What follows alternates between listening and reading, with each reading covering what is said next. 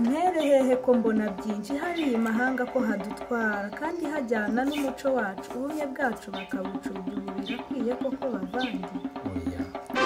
Ati guma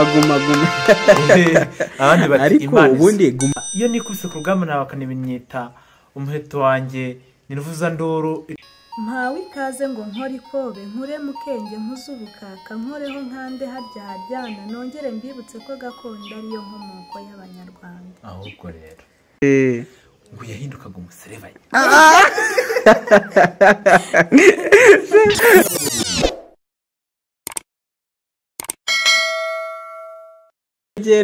komereza aho rwose ifura ogera ifura rwose uri umugabo w'imigabo n'imigambi.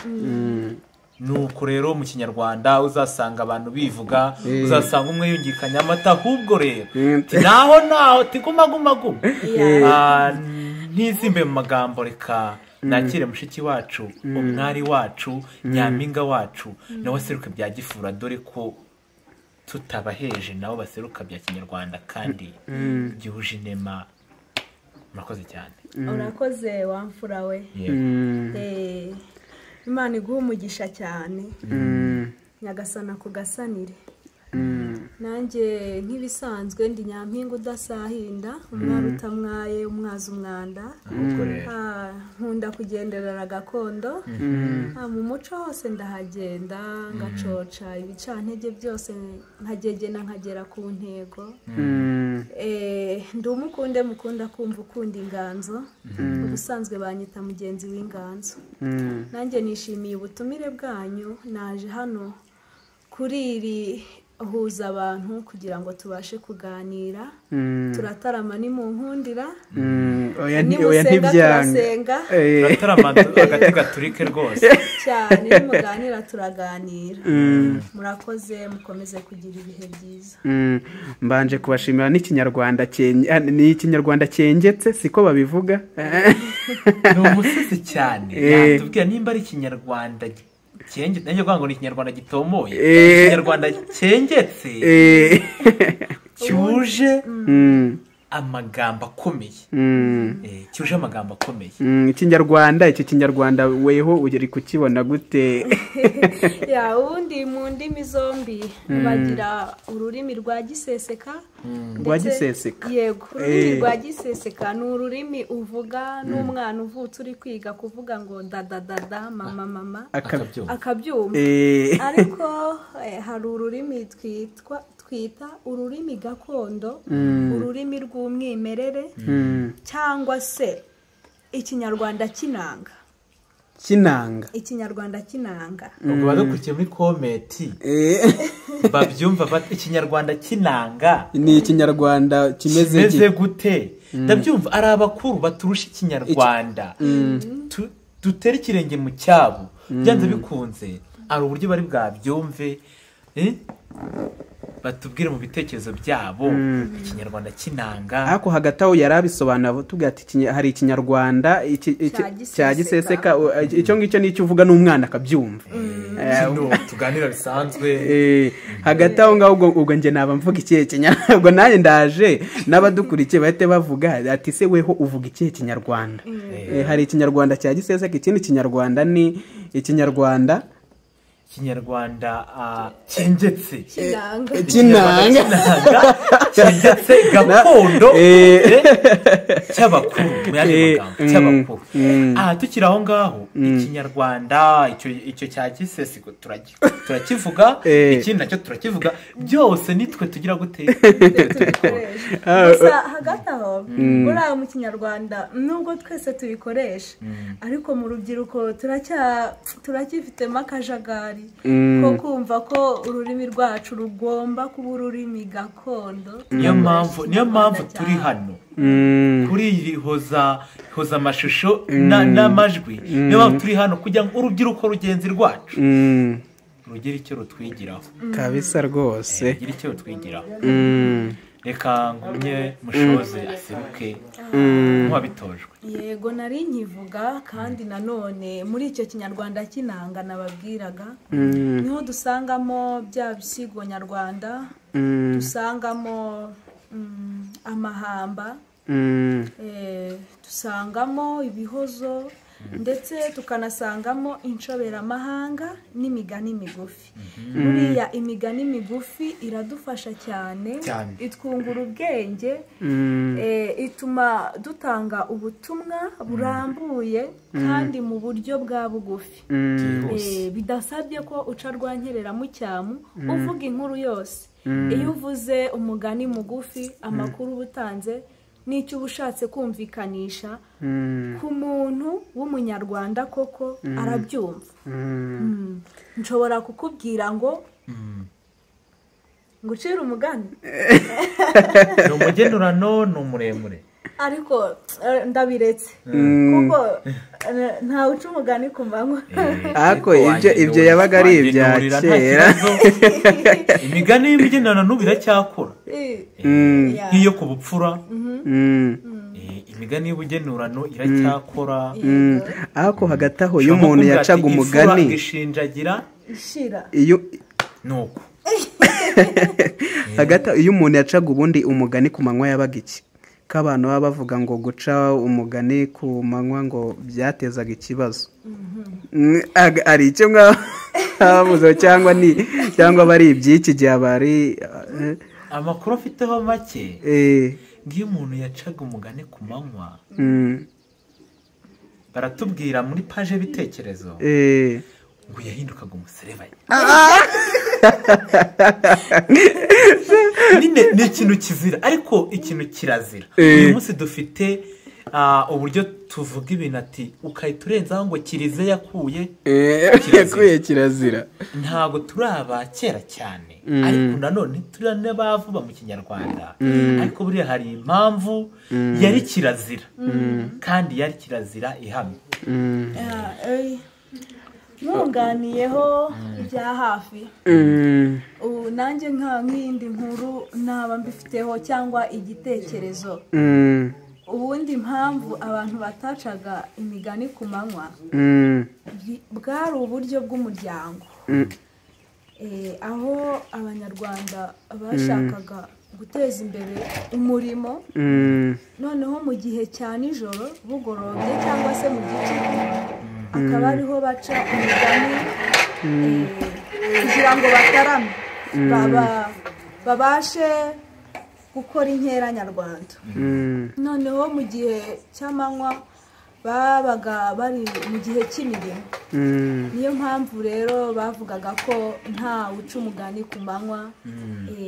Mu byo nabashije gusoma nuko bimeze. Oya, birumvikanye. Hagati aho ngaho hakaba habaga hari ubwoko bw'ubuvanganzo bwinshi bugiye butandukanye. Hakaba harimo imigani, ibivugo, amazina y'inka ndetse n'ibindi byose, amahamba ndetse n'ibindi. Ese ku kigendanye n'imivugo, ubusizi nibwo twari turimo tureka tubugarukeho. Ku busizi ho haba hari nk'umuvugo cyangwa se umwe yaba dufitiye nibura ngo udusangize umuvugo umwe, niyo yaba ari umukarago umwe. Umuvugo w'umukarago umwe n'imikarago nk'itanu, nta kibazo, nabwo yaba ari byo byiza byadufasha. Alphonse, waba udufitiye ngo udusangize turebe? Maze iminsi ntari mu nganzo, ariko mushonje muhishiwe. Dushonje duhishiwe. Hagati aho ku kigendanye n'intuza n'ubuvanganzo, indirimbo za kera ndetse n'indirimbo z'ubu, ku rugero rw'indirimbo ya kera, indirimbo gakondo, ese wenda niyo mukoze igereranya indirimbo za kera ndetse n'indirimbo z'ubu, muba mwumva itandukaniro rigiye riri hehe? Inyigisho, ese iza kera zirimo inyigisho, iz'ubu zirimo inyigisho, bitandukaniye hehe? Byose n'ubusizi birumvikana, byose n'ubuvanganzo, bitandukaniye. Uko mbyumva aho ngaho, nta kintu gikorwa kitaganisha inyigisho. Ubuvanganzo cyangwa se ubuvanganzo gakondo burimo inyigisho, n'ibihangano by'uyu munsi bifite inyigisho, ahubwo uburyo bikorwamo nibyo bitandukanye. nanjye vuga ngo bwacya ngo byaga biryoheye amatwi n'iby'uyu munsi biryoheye amatwi. Biterwa n'ababyumva. Biterwa n'ababyumva. Ushobora kuba ukunda nk'indirimbo yenda zigezweho zikagushimisha, nanjye nkaba nkunda indirimbo gakondo zikanshimisha. Byose biterwa n'ababyumva, kandi ubutumwa tubwakira byize gute bitandukanye. Hagati aho ngaho wenda tukaba twajya ku gice cy'umuvugo. Ese nka Gerardine turamuzi yuko akunze akora ku bikigendanye n'imivugo. Ese hari umuvugo waba udufitiye uko waba ungana kose, yaba kudutonderera nk'imikara 5, 10 bitewe n'iyihari, bitewe n'inganzo ye. Ushobora no kuba yatarama bigatinda, tugakesha imyera. Gusa ariko ubuvanganzo, ubusizi mba mbona ari bwiza. Hagati aho ngaho kandi bukaba bugiye bunafite akamaro kagiye gatandukanye mu guteza imbere u Rwanda. Ubwo niba umuvugo hari waba uhari, cyane yuko buraba yavuga ngo hari igihe iyo utunguye umuntu buragwita umutungura agataka ati mbwira umuvugo runaka, biba bigoye cyane yuko niyo mpamvu habaho inganzo. Niyo mpamvu habaho inganzo. Bisaba kuba yaragiye mu nganzo. Ntabwo umuvugo ari ikintu wahita uza ngo uhite utura aho ngaho bibe birarangiye. Cya kinyarwanda yagishyira mate, yakwegeranya amagambo aboneye gute, yahita akoresha icyubu ngubu birumvikana. Ashobora kudakoresha icyubu ariko akumva icyo akoresheje ntago gishobora kubashimisha mwebwe, ariko muri yo bitewe n'urwego ariho akumva ari ikiburamo. Ubwo nimba ari uko mu nganzo ahagaze birumvikana. Ndacyaseruka nk'umusizi mugenzi w'inganzo. Igihangano mbafitiye kuri uyu munsi mwebwe bakunzi bacu cyitwa ngo nta gakondo nta nkomoko. Nta gakondo nta nkomoko. Yego, birajyanisha n'iki kiganiro twari turimo tubabwira yuko ibyo twagezeho, urungano, urubyiruko, abato, n'inararibonye n'abasaza, twese tubikomora ku bakurambere bacu. Niyo mpamvu nta gakondo nta nkomoko. Mu byo nabashije mikarago negeranije mu ntege yombi mbafata umwanya. Mpawe ikaze ngo nkore ikobe nkure mukenge nkuzubukaka nkoreho nkande haryana nongere mbibutse ko gakondo ariyo nkomoko y'Abanyarwanda. Ahubwo rero mperehehe ko mbona byinshi hari imahanga ko hadutwara kandi hajyana n'umuco wacu, ubumwe bwacu bakabucubya. Ubu birakwiye koko bavandi. Birumvikana yuko rero gakondo iganze. Gakondo iganze, kandi birumvikana ikaba inagira uruhare mu iterambere ry'igihugu ndetse no kuzamura ururimi nyarwanda tuzi nk'ikinyarwanda. Turabashimiye rero mwebwe mwari murimo muradukurikira. Ikiganiro cyacu nakagaruka aho tuvuga ku buzima. Uyu munsi twari turimo turavuga ku buzima bw'abasizi, akamaro k'ubusizi mu guteza imbere igihugu. Turabashimiye rero, mukomeze kugubwa neza. kagira imana.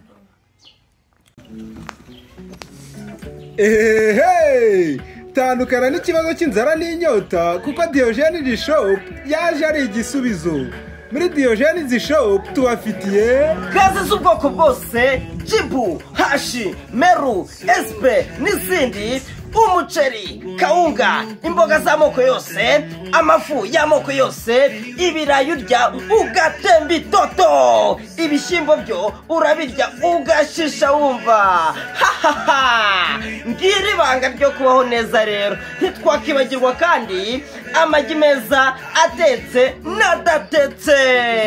Si ibyo gusa kandi muri Diogene Shop tubafitiye ibyo kunywa bitandukanye, harimo fanta z'ubwoko bwose, juice zamenyekanye nka karungi, ndetse n'abandi bagera ku gasembuye ntabwo twabibagiwe kubera yuko tubafitiye mitsingi, noresi, sikoro ndetse na virunga.